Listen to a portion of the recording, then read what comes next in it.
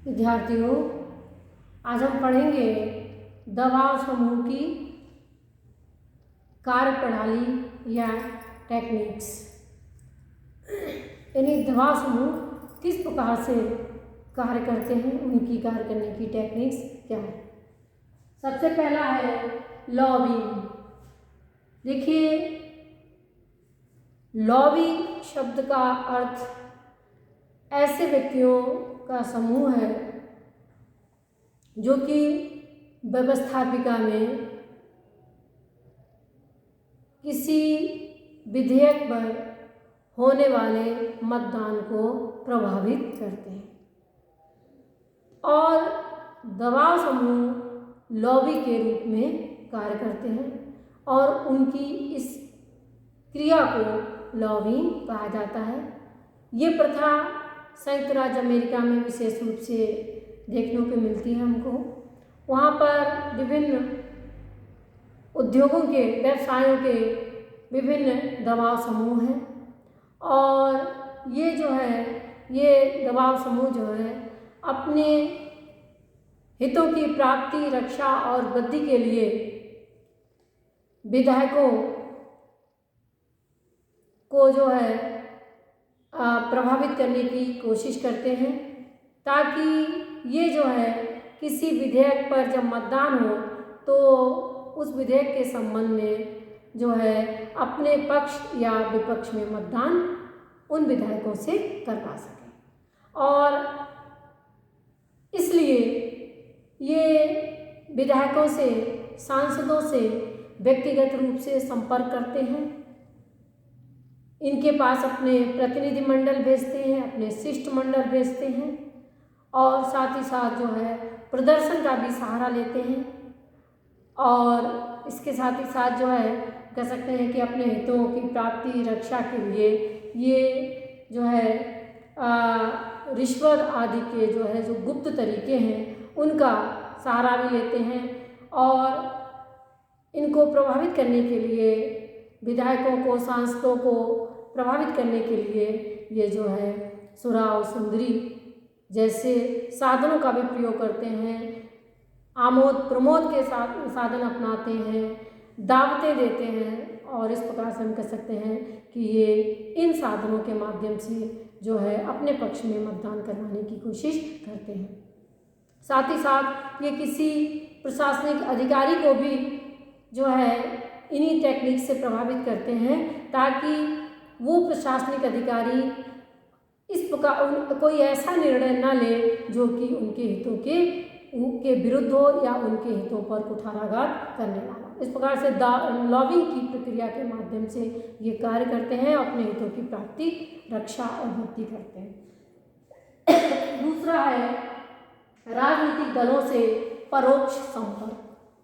देखिए, जो दबाव समूह जो होते हैं वो अपने हितों की प्राप्ति, रक्षा और वृद्धि के लिए ऐसे राजनीतिक दलों से संपर्क स्थापित करते हैं जो कि उनके हितों की वृद्धि में सहायक हो। और इस दृष्टि से हम कह सकते हैं कि जो विभिन्न श्रमिक संघ हैं उनका विभिन्न राजनीतिक दलों से परोक्ष रूप में संपर्क रहता है। महाराष्ट्र और उत्तर प्रदेश की जो चीनी लॉबी है उनके विभिन्न राजनीतिक दलों से संपर्क रहते हैं।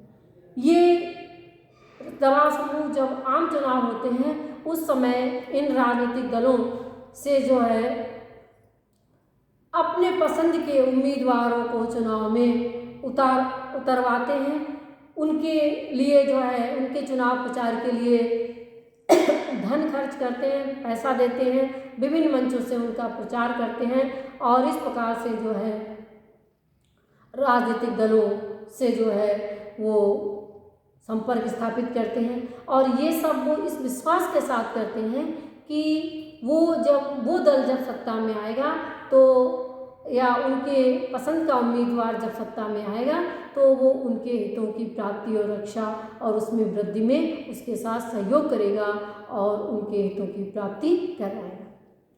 अगला है जनमत निर्माण के साधनों का प्रयोग।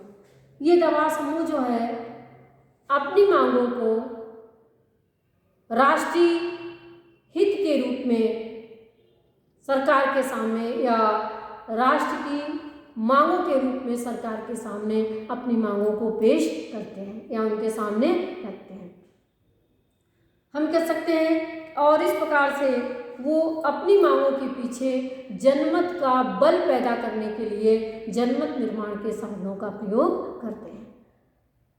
ये राजनीतिक दल जो है ये इसलिए ऐसा करते हैं क्योंकि जब उनकी मांग जो है वो राष्ट्रीय मांग बन जाएगी तो वो आसानी से सरकार से अपने पक्ष में निर्णय करवा लेंगे। और इसलिए जो दबाव समूह होते हैं वो जनमत निर्माण के साधनों का प्रयोग बड़ी कुशलता के साथ करते हैं। इस संबंध में वो समाचार पत्रों, रेडियो, दूरदर्शन इन सब का सहारा लेते हैं और जनता को जो है जनता के बीच इस बात का प्रसार करते हैं कि उनकी मांगें सिर्फ उनकी मांगें नहीं हैं बल्कि संपूर्ण राष्ट्र की मांगें हैं और जनता को उनकी इन मांगों का समर्थन करना चाहिए। और इस प्रकार से जो है वो जनमत निर्माण के साधनों का प्रयोग करके अपने हितों की पूर्ति करते हैं, अपने पक्ष में सरकार से निर्णय करवाने में सफल हो जाते हैं। अगला है न्यायालय की मदद प्राप्त करना। देखिए, प्रत्येक दबाव समूह पहले तो प्रारंभ में ही लॉबिंग इत्यादि के माध्यम से जो है उस विधेयक को या उस कानून को जो है बनने नहीं देता है, उस विधेयक को पारित नहीं होने देता है।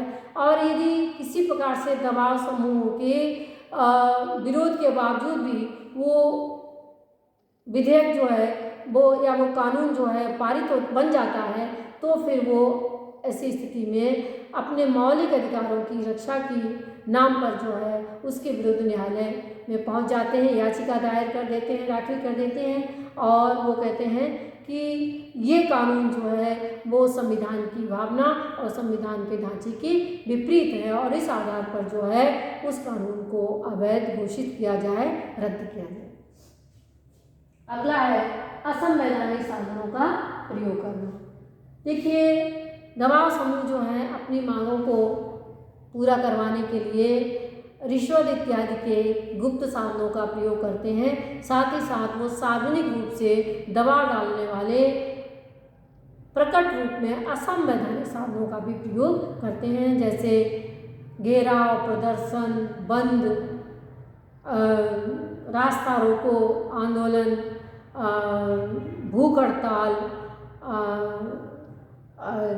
अग्निदाह जैसे जो साधन हैं उनको अपनाते हैं। कर देने से इनकार कर देना और सार्वजनिक संपत्ति को नुकसान कर देना, इस प्रकार के साधन अपनाकर जो है सरकार के ऊपर दबाव डाल करके अपनी बात को मनवाते हैं। वर्तमान समय में यदि हम कहें कि वर्तमान समय में किसान आंदोलन जो है वो चल रहा है, वो किसानों की एक लॉबी है, दबाव समूह है और वो दबाव समूह जो है सरकार से जो है सरकारी जो कृषि बिल पारित हुए हैं उनको वापस लेने का दबाव डाल रहा है और इसलिए हम देख रहे हैं कि वो बंद जैसे साधनों का सहारा ले रहे हैं। तो इस प्रकार से जो है उनका इन दबाव समूह का मानना ये है कि इस प्रकार के साधन अपनाकर जो है सरकार जो है जल्दी से उनकी बात मान लेगी और उनके हितों की पूर्ति हो जाएगी। अव्यवस्था, आक्रोश और हिंसा इत्यादि के माध्यम से जो वो अपने काम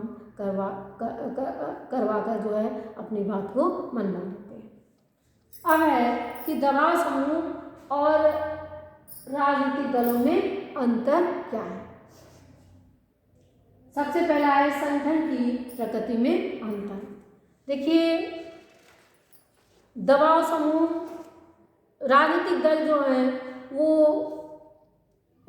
जो है संगठित होते हैं और अपनी प्रकृति से राजनीतिक होते हैं या राजनीतिक प्रकृति के होते हैं। इसकी तुलना में दबाव समूह संगठित भी होते हैं और असंगठित भी होते हैं और जो है वो गैर राजनीतिक प्रकृति के होते हैं। अभी हमने पढ़ा था कि वो शासन सत्ता में प्रत्यक्ष रूप से रुचि नहीं चाहते हैं, तो उनकी प्रकृति कैसी होती है, गैर राजनीतिक होती है। वो राजनीतिक क्षेत्र राजनीति में अपने उम्मीदवारों को नहीं उतारते हैं, मात्र ऐसे लोगों को राजनीति में देखना चाहते हैं, ऐसे दलों को राजनीति में देखना चाहते हैं जो कि उनके उद्देश्य की पूर्ति करें, उनके हितों की रक्षा कर सकें। तो ये गैर राजनीतिक प्रकृति के होते हैं और संगठित और असंगठित दोनों प्रकार के होते हैं। दूसरा है संगठन के आकार एवं सदस्यता की प्रकृति में अंतर। देखिए, राजनीतिक दलों का उद्देश्य सार्वजनिक हितों की पूर्ति करना होता है, संपूर्ण राष्ट्रीय हितों की पूर्ति करना होता है। और इस दृष्टि से जो राजनीतिक दल होते हैं उनकी सदस्य संख्या बहुत ज़्यादा होती है, लाखों और करोड़ों में उनकी सदस्य संख्या जो है होती है। तो इस दृष्टि से उनका आकार जो होता है वो बड़ा होता है। और जो दबाव समूह होते हैं उनका उद्देश्य जो है वो सीमित होता है, इस दृष्टि से उनकी सदस्य संख्या जो है वो कम होती है, इस दृष्टि से उनका आकार छोटा होता है। सदस्यता की प्रकृति में अंतर हम कर सकते हैं कि एक व्यक्ति अपने जीवन में एक समय में एक ही राजनीतिक दल का सदस्य हो सकता है, एक साथ एक से अधिक राजनीतिक दल का सदस्य नहीं हो सकता है। जबकि जो दबाव समूह का की सदस्यता व्यक्ति एक साथ एक से अधिक दबाव समूह का सदस्य बन सकता है। अगला है उद्देश्य, कार्य क्षेत्र एवं कार्यक्रम का अंतर।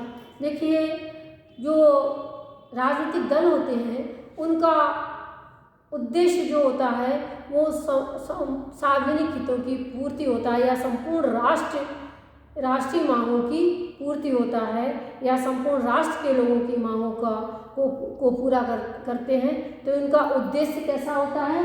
विस्तृत होता है, संपूर्ण राष्ट्र जो है से इनका संबंध होता है, इसलिए इनका कार्यक्षेत्र जो है विस्तृत होता है, संपूर्ण राष्ट्र इनके कार्यक्षेत्र में आ जाता है। और साथ ही साथ इसलिए इनका जो कार्यक्रम है वो भी विस्तृत कार्यक्रम होता है। इसकी तुलना में दबाव समूह का उद्देश्य मात्र अपने वर्ग के हितों की पूर्ति करना होता है। इस दृष्टि से हम कह सकते हैं उनका उद्देश्य सीमित होता है, इस दृष्टि से उनका कार्यक्षेत्र भी सीमित होता है और उनकी जो है कार्यक्रम भी कैसा होता है? सीमित होता है। सत्ता के प्रति दृष्टिकोण में अंतर। देखिए, अभी हमने कई बार इस बात को पढ़ा कि दबाव समूह जो हैं वो राजनीति में परोक्ष रूप से रुचि लेते हैं, परोक्ष संपर्क में रहते हैं। देखिए, जो राजनीतिक दल है उसकी प्रकृति राजनीतिक होती है। प्रत्येक राजनीतिक दल जो है वो चुनाव में अपने उम्मीदवारों को खड़ा करता है, व्यवस्थापिका में अपना बहुमत चाहता है और अपने मंत्रिमंडल का निर्माण करके सत्ता के ऊपर जो है कब्जा चाहता है, या सत्ता को प्राप्त करना उनका उद्देश्य होता है। तो और इसकी तुलना में जो दबाव समूह होते हैं वो उनका उद्देश्य शासन सत्ता की प्राप्ति करना नहीं होता है, इसलिए उनकी प्रकृति गैर राजनीतिक होती है। लेकिन प्रत्येक राजनीतिक दल सत्ता में ऐसे राजनीतिक दल को देखना चाहता है, ऐसे अपनी पसंद के उम्मीदवारों को देखना चाहता है जो कि उनके हितों की प्राप्ति करवा सके, उनके हितों की रक्षा करवा सके, उनमें वृद्धि करवा सके। और इस दृष्टि से वो अपनी पसंद के जो राजनीतिक दल होते हैं उनसे अपनी पसंद के उम्मीदवारों को चुनावों में खड़ा करवाते हैं, उनके लिए धन खर्च करते हैं, उनके लिए विभिन्न माध्यमों से चुनाव प्रचार का वादा करते हैं और इस प्रकार से जो है वो अपनी मांग, और ये सब वो इस विश्वास के आधार पर करते हैं कि ये दल या व्यक्ति सत्ता में आने पर उनके हितों की वृद्धि करेगा। तो इस प्रकार से हम कह सकते हैं कि शासन में वो प्रत्यक्ष शासन सत्ता में वो प्रत्यक्ष रूप से भाग नहीं लेते हैं, बल्कि अप्रत्यक्ष रूप में शासन सत्ता में भाग लेते हैं या शासन को प्रभावित करते हैं, विधायी प्रक्रिया को प्रभावित करते हैं, प्रशासनिक प्रक्रिया को प्रभावित करके अपने हितों की पूर्ति करना चाहते हैं, लेकिन सत्ता के ऊपर कब्जा नहीं चाहते हैं और चुनावों में अपने कोई उम्मीदवार नहीं उतारते हैं। अगला है साधनों की प्रकृति का अंतर।